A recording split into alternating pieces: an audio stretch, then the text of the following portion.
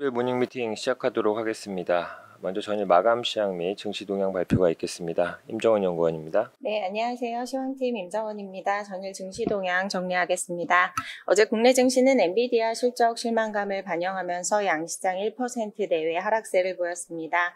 외국인과 기관의 동반 순매도 속에 반도체주의 매물 출회가 심화됐는데 외국인의 코스피 순매도 규모 약 4,200억 원 중 3,800억 원에 달하는 대부분이 전기전자 업종에 집중됐습니다. 반도체주의 매도세가 2차전지 관련주로 매기가 이동하는 흐름이 나타나기도 했습니다. 삼성 SDI가 전고체 배터리 B샘플 개발을 완료하고 납품 준비에 돌입했다는 소식도 주가 강세 배경으로 작용했습니다. 또한 밸류어 모멘텀이 재차 부각되면서 일부 자동차주와 금융주로도 매수세가 유입됐습니다.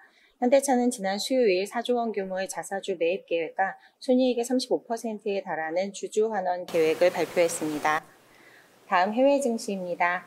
미국 증시는 엔비디아 실적 실망감과 PC 경계감 속에 혼조세로 마감했습니다. 견조한 지표가 지수 하단을 지지하면서 기술주 하락에도 보합권을 유지했습니다. 엔비디아 모멘텀이 소멸한 기술주를 대신해 우량주로 매수세가 유입됐고 다우지수는 대부분의 종목이 강세를 보이면서 사상 최고치를 재차 경신했습니다. 2분기 GDP 잠정치는 전기 대비 연율 3.0% 증가해 기존의 속보치 2.8%에서 상향 조정됐고 신규 실업보험 청구 건수는 23만 1천 명으로 전주 대비 감소하면서 고용 냉각 우려가 완화된 점도 긍정적이었습니다. 중국 증시는 주요 은행주들의 하락에 혼조세로 마감했고 유럽 증시는 독일 8월 CPI가 예상을 하회하는 등 지표 개선에 주요국 증시가 대체로 상승했습니다. 미국 10년물 국채 수익률은 예상을 상회한 미국 2분기 GDP 결과에 비컷 가능성이 낮아지면서 상승했고 달러는 양호하게 발표된 주간 실업지표 등 경기 불안감이 후퇴하면서 이틀 연속 상승했습니다. 관전 포인트입니다. 엔비디아 실적 발표 후 성장 둔화 우려가 부각됐는데 예상보다 기대가 높았던 탓으로 시장의 우려가 과도하다는 평가도 다수입니다. 오늘 밤 발표되는 7월 PCE 물가지수는 전월 대비 0.2%, 전년 대비로는 2.5% 증가해 전월과 비슷한 수준의 상승세를 유지할 것으로 예상되고 있습니다. 국내도 반도체주 중심의 매물 소화 연장 가능성이 있겠습니다. 다만 전일 대비 낙폭은 제한될 것으로 전망됩니다. 오늘 밤 PCE 결과를 확인한 후에 대응이 필요하겠습니다. 이상입니다. 다음은 환율 전망 및 전략 재료가 나왔네요. 오재영 연구원입니다. 네, 최근 좀 환율 변동성이 심합니다. 저희는 단기적인 하락은 여기서 좀 마무리되지 않았나라고 생각은 하고 있지만 결국에는 올해 연말 그리고 내년에는 좀 추가 하락할 거다라고 전망을 하고 있습니다. 달러가 좀처럼 내려가지 않다가 이제 7월부터 좀 하락하기 시작했습니다. 그 7월 이후 미국 경제 지표가 예상치를 좀 하회하면서 미국 경기에 대한 우려가 확대되고 경기 침체 이슈가 불거지면서 금융시장 변동성도 있었는데 외환 시장에서는 이게 이제 달러 상승으로 이어지기보다는 금리 인하 기대가 부각되면서 한 방향으로 달러 약세가 좀 진행이 됐습니다. 저희는 단기적으로 하락은 좀 일단락됐다라고 좀 판단하는 게 이미 미 국채 선물 시장에서 올해 연말 금리 인하 4회 그리고 내년까지 9회 인하를 좀 반영을 하고 있고 이미 100포인트까지 지금 달러가 내려왔는데 저희 2025년 연말 달러 전망치까지 좀 하락한 거기 때문에 당분간은 좀 동 레벨에서 지지하거나 좀 반등하지 않을까라고 생각을 하고 있습니다. 현재 구간은 2023년 1월부터 지금 7월 때 일시적으로 뚫렸던 걸 제외하면 거의 3차례나 지지받았던 좀 중요한 구간이고 여기서 좀 밑으로 뚫으려면 아무래도 지금 수준보다는 경기에 대한 우려가 좀 더 확대되는 9월 이후에 좀 경제 지표가 중요하지 않을까라고 생각을 하고 있습니다. 달러원도 이러한 가운데 지금 5개월째 유지했던 1340에서 1390원 범위에서 좀 한 번에 내려오면서 1330원대까지 진입을 했고 27일에는 일시적으로 1310원도 터치를 했습니다. 달러원 같은 경우는 현재 구간 1320원 그리고 그 다음에는 1310 그리고 이후에는 1280원 정도가 좀 주요 지지 레벨이라고 좀 판단이 되고 있고 달러가 현재 수준에서 등락을 하더라도 2023년 초만 하더라도 달러는 현재 레벨에서 1,200원 초반까지 내려갔던 수준이기 때문에 달러는 좀 추가 하락 여지가 있다. 즉 이번 달러 하락에 좀 상대적으로 덜 빠졌다라고 좀 판단을 하고 있습니다. 그래서 저희는 이제 달러원이 4분기에는 평균 1,315, 레인지로는 1,280에서 1,330원 내 등락을 예상을 하고 있고 현재보다 좀 한 단계 추가 하락을 전망을 하고 있습니다. 그러면 달러원이 좀 추가로 하락하기 위해서는 뭐가 중요할까라고 보면 좀 대외적인 요인, 즉 달러가 하락하거나 두 번째는 엔화가 추가로 강세를 가는 점 이런 것들이 있어야 되는데 저희는 이제 일본의 BOJ 금리 인상 지속 그리고 연준의 금리 인하 사이클 진입 때문에 결국 추세적으로 엔화도 강세를 갈 거다라고 전망을 하고 있고 지금 단기적으로는 BOJ의 추가 금리 인상 기대가 좀 중요한데 현재로서는 아직까지 올해 연내 4분기에 추가 인상 기대는 컨센은 아니지만 그 최근의 경제 지표가 예상을 상회하면서 인상에 대한 기대도 좀 높아지고 있다. 점은 감안을 하고 있습니다.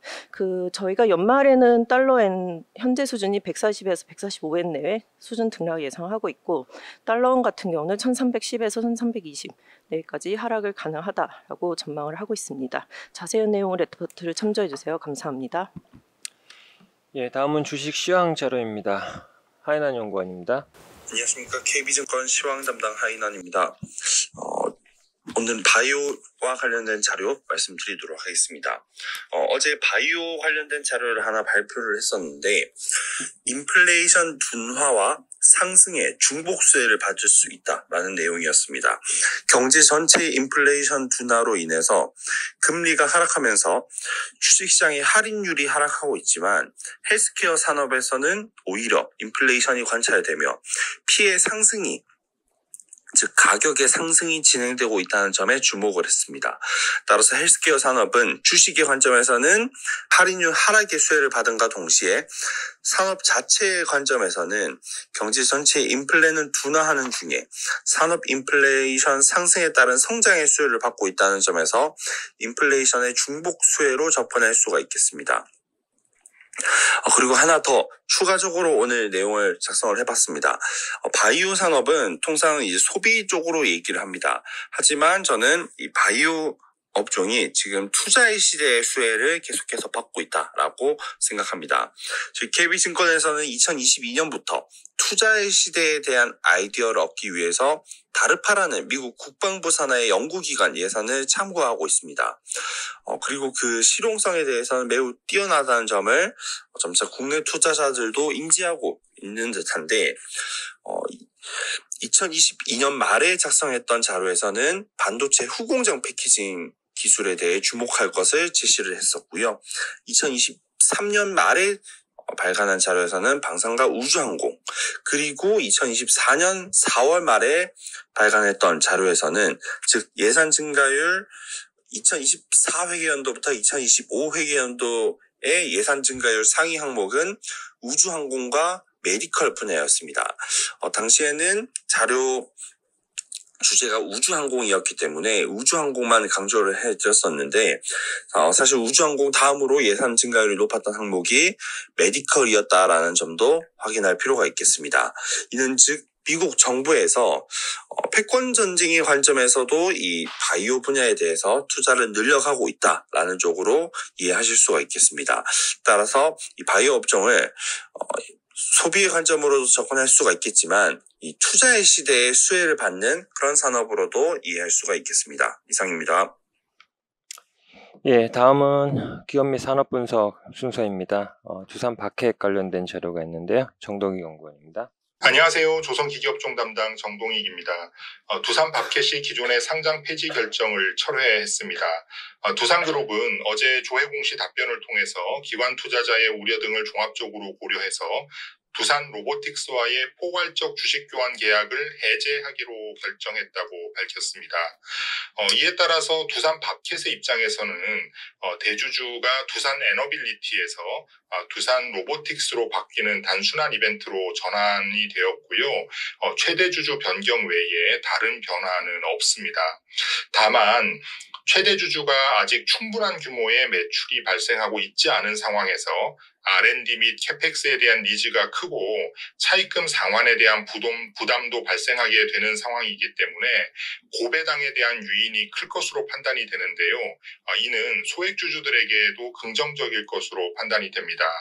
하지만 만약 두산 로보틱스가 향후 두산 밥켓 지분 일부 매각을 통해서 차입금 상환 등을 시도할 가능성도 완전히 배제할 수는 없을 것으로 판단되는데요. 이럴 경우에는 오버행 이슈가 불거지면서 주가에 부정적으로 작용할 가능성도 있습니다. 여전히 성공의 관건은 매수 청구 규모입니다. 지배구조 개편안의 내용이 일부 변경되기는 했지만 변경된 계획이 성공하기 위해서도 해당 기업들의 매수 청구권이 과도하게 행사되어지지 않는다는 점에는 변화가 없습니다. 특히 두산 에너빌리티 주주들의 동의가 중요한데요. 이는 연결 손익의 대부분을 차지하는 핵심 자회사가 분할되어 나가는 것이기 때문입니다. 시장 하락과 지배구조 개편안에 대한 투자자들의 반발로 대상 기업들의 주가가 매수 청구가보다 낮아진 상황에서 최근 SK그룹 사례에서 보듯이 소액 투자자들의 이익에 반하는 인위적인 합병에 대한 국민연금의 부정적 기류도 향후 변수가 될 전망입니다. 이상입니다. 예, 다음은 미디어 산업 코멘트입니다. 최영은 연구원입니다. 네, 9월 박스 오피스 관람객 수가 전년 대비 성장할 것으로 전망을 하고 있습니다. 그 이유는 이제 작년 9월 자체가 숫자가 낮았고요. 그리고 이제 9월에 뭐 추석 맞이해서 여러 기대 컨텐츠 개봉을 하기 때문입니다. 지금 7월, 8월 국내 박스 오피스 봤을 때 전년 대비 감소를 했습니다. 마찬가지로 중국도 사실 7, 8월은 감소를 하고 있는 상황입니다. 그럼에도 불구하고 최근에 CGV의 주가가 급증을 했는데 저희는 이런 게 뭐 관객 수나 이런 것보다는 이제 올리브 네트워크스 편입이 3분기부터 온전히 반영된 효과라고 생각을 합니다. 그리고 이제 마찬가지로 9월부터는 이제 박스 오피스도 이제 다시 성장을 할 것이라고 전망을 하기 때문에 저희는 계속 수혜가 예상될 거다라고 생각을 하고 있고요. 다음으로 이제 CJ ENM 같은 경우는 결국 베테랑 2의 성과가 중요합니다. 예, 베테랑 1의 성과가 좋았기 때문에 마찬가지로 좀 좋지 않을까라고 기대를 하고 있는 상황입니다. 이상입니다. 예, 다음은 샘CNS 자료입니다. 김영겸 연구원입니다. 네, 샘CNS에 대해서 말씀드리겠습니다. 반도체 제조 공정 중 테스트 공정에 필요한 프로브 카드에 사용되는 반도체 프로브 카드용 세라믹 STF를 제조 판매하고 있는 회사입니다. 향후 세라믹 기술을 기반으로 한 신사업 확장을 통해서 글로벌 세라믹 소재 전문 기업으로 성장이 기대되는데요. 2024년 상반기 실적은 매출액 244.3억 원으로 전년 대비 84.5% 증가했습니다. 영업이익 역시 36.5억 원을 기록하면서 전년 대비 흑자 전환을 했고요. 당기순이익 역시 28.7억 원으로 흑자 전환에 성공했습니다. 낸드와 D램, 프로브용 카드 세라믹 STF의 매출이 각각 전년 대비 64%, 376% 증가하면서 실적 성장을 견인을 했는데요. 체크포인트 3가지 말씀드리겠습니다. 전방산업 업황 회복에 따라서 국내외 신규 고객사를 통한 엔드유저의 레거시 D램과 HBM 테스트용 세라믹 STF 매출 확대가 기대가 됩니다. D램향은 낸드향 대비해서 단가가 3배에서 5배 높은 것으로 알려져 있기 때문에 실적 상승에 크게 기여할 것으로 판단합니다. 두 번째로는 주력인 낸드향 매출 증가가 기대가 됩니다. 최근 AI 데이터 센터 확대에 따른 고용량 스토리지 ESSD 수요 증가가 나타나고 있는데요. 시장 조사 업체 트렌드포스에 따르면 지난해 4분기와 비교했을 때 올해 3분기 ESSD 주문량이 80% 이상 올랐다고 밝혔고요. 옴니아 역시 SSD 시장 규모가 작년 2023년 166.9억 달러에서 4년 후인 2027년 385.6억 달러로 131% 증가를 예상을 했습니다. 최근 삼성전자, SK하이닉스도 관련 신제품을 출시하면서 고객에 적극적으로 대응하고 있는 상황입니다. 세 번째로는 오송 신공장이 2월 말 준공을 했는데요. 기존 대비 2배에서 3배 캐파가 확대가 되었습니다. 샘CNS는 기존 반도체 프로브용 카드용 세라믹 STF뿐만 아니라 신사업으로 세라믹 기판을 준비하고 있는 상황입니다. AI 반도체가 진화하면서 고집적 고단위 HBM 필요성이 증가하고 있는데요. 기존 플라스틱 기판의 한계를 극복하기 위해서 차세대 반도체 패키징 기판으로 최근에 유리 기판이 굉장히 주목을 받고 있는 상황입니다.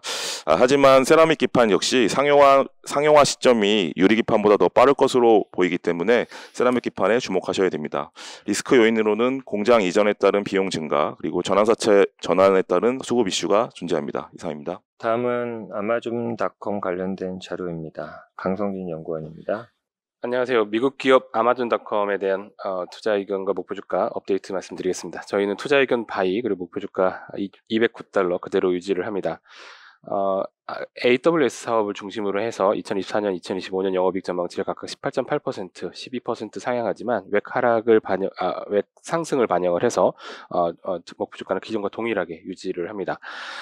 3분기 영업이익은 기존 전망 대비 10% 상향한 $150억 달러로 제시를 하고 있고요. 아마존 웹서비스 영업이익 전망치를 $23억 달러 높였습니다.